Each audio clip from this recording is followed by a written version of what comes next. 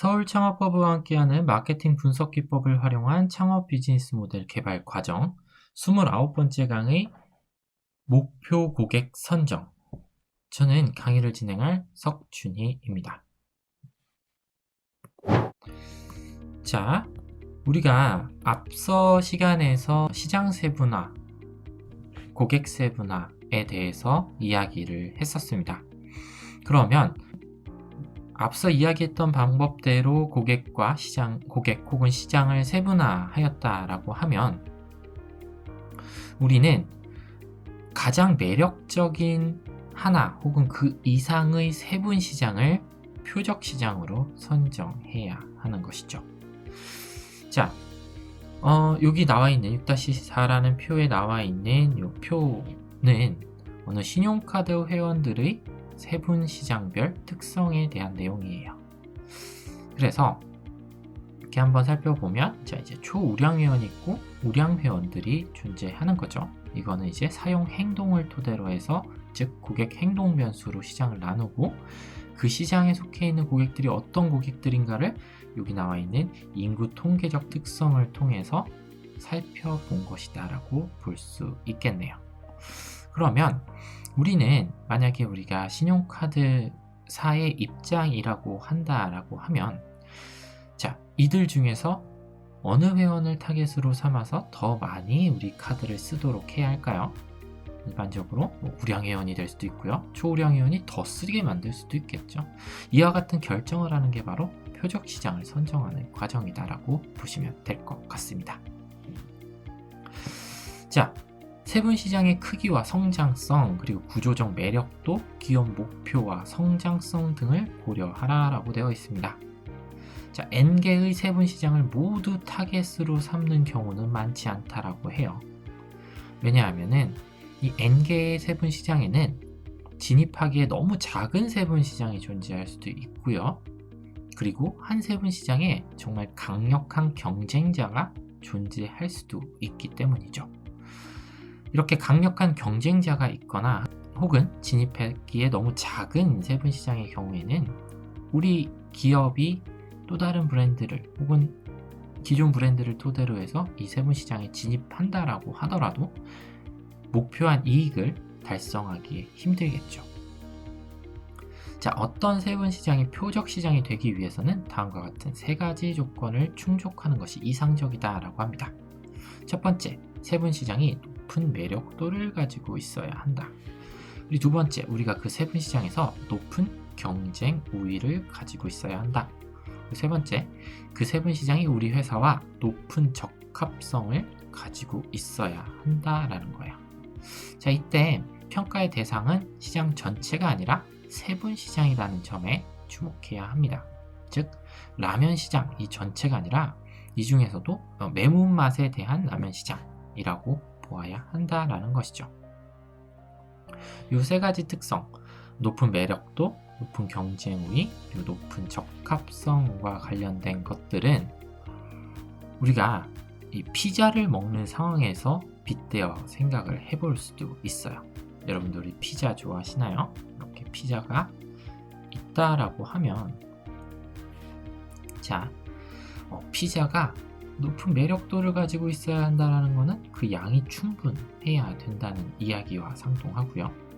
그리고 우리가 그 세분 시장에서 높은 경쟁 우위를 가지고 있어야 한다는 것은 우리가 이 피자와 가까운 위치에 앉아 있어야 한다라는 말과도 상통합니다. 또 높은 적합성이라는 것은 우리가 이 피자를 좋아하는 맛이어야 한다라는 거죠. 그죠? 예를 들어서 혹자는 이런 얘기를 하죠. 피자에는 두 가지 종류의 피자가 있다. 하나는 파인애플이 들어간 피자와 파인애플이 들어가지 않은 피자. 그죠? 하와이안 피자를 좋아하는 사람들이 있을 수도 있고 하와이안 피자를 절대 못 먹는 사람들이 존재할 수 있는 거예요.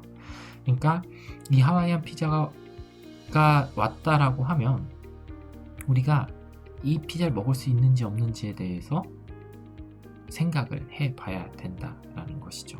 표적 시장 선정 전략에는 자, 다음과 같은 전략이 존재합니다. 먼저 차별적 마케팅 전략. 이거는 마케팅 믹스의 구성을 예를 들어 세 가지 세분 시장이 있다라고 할 경우에 각각에 맞추어서 마케팅 믹스를 구성한 이후에 각 세분 시장을 공략하는 것이 바로 차별적 마케팅 전략이다라고 볼 수 있어요.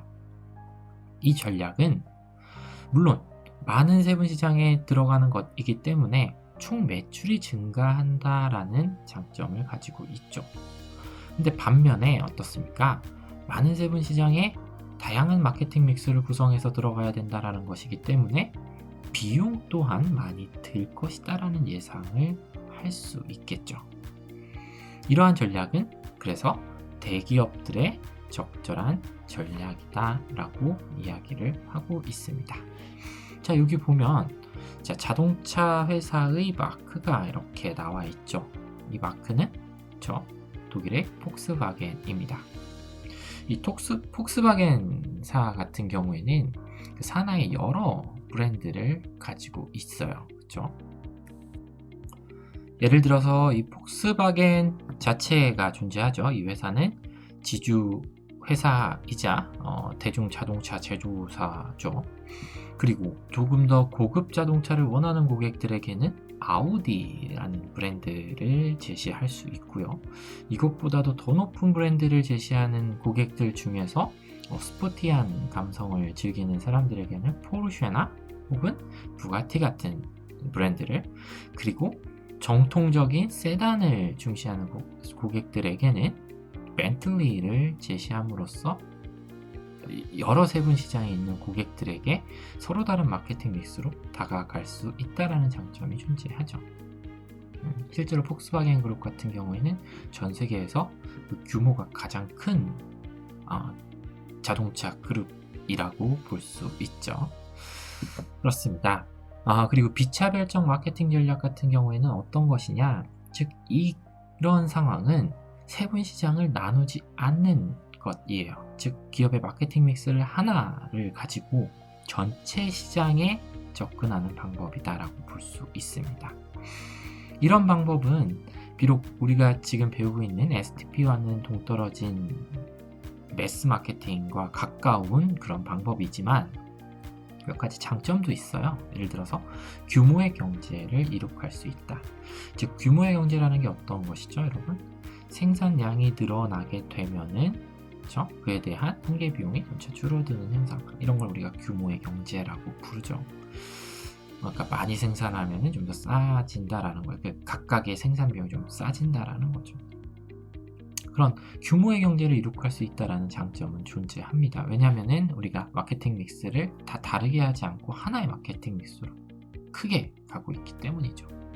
하지만 이럴 경우에는 소비자의 욕구 다양화에 대응하지 못한다라는 단점과 치열한 시장 경쟁으로 인해서 높은 이익을 실현할 수 없다라는 단점, 그리고 위험성을 가지고 있다라고 볼 수 있습니다.